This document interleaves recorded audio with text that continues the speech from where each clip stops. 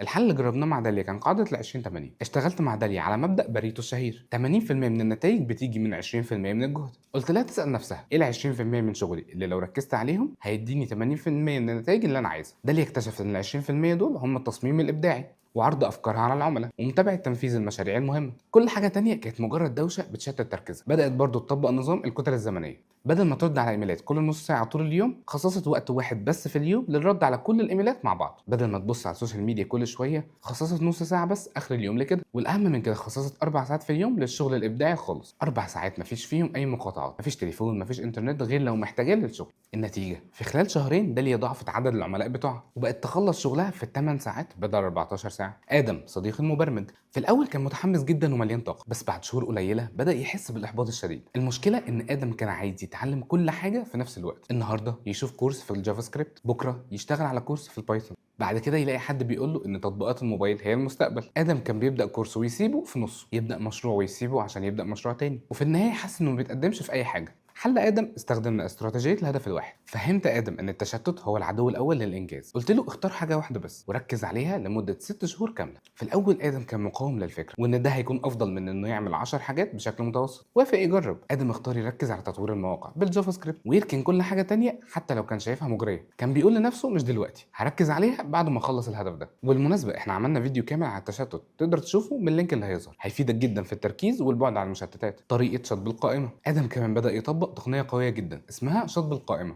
الفكره انك مش بس تكتب الحاجات اللي عايز تعملها، كمان تكتب الحاجات اللي مش هتعملها. ادم عمل قائمه بكل الحاجات اللي قرر انه مش هيعملها لحد ما يخلص هدفه الاساسي. مش هيتعلم اي لغه برمجه تانية ومش هيحضر اي كورس مش في مجاله، مش هيقرا اي كتاب مش مفيد ليه في هدفه الحالي. القائمه دي كانت قدامه دايما، كل ما يحس باغراء انه يشتت نفسه كان يبص عليها ويفتكر هو ليه اختار التركيز. وارن بافيت واحد من اغنى الناس في العالم وانجح المستثمرين في التاريخ كان بيستخدم استراتيجيه بسيطه جدا اسمها قاعده الخمسه من 25. لما موظف جاله وساله عن ازاي يحدد اولوياته قال له اكتب 25 هدف عايز توصل لهم في حياتك وبعدين اختار اهم 5 منهم، وال20 الباقيين اشطبهم خالص وما تفكرش فيهم تاني. بافيت مؤمن ان التركيز على حاجات قليله بس مهمه افضل بكتير جدا من التشتت في حاجات كتير قوي. وده اللي خلاه ينجح في الاستثمار، لانه بيركز على الشراكات اللي يفهمها كويس وما بيشتتش نفسه في مجالات كتير قوي.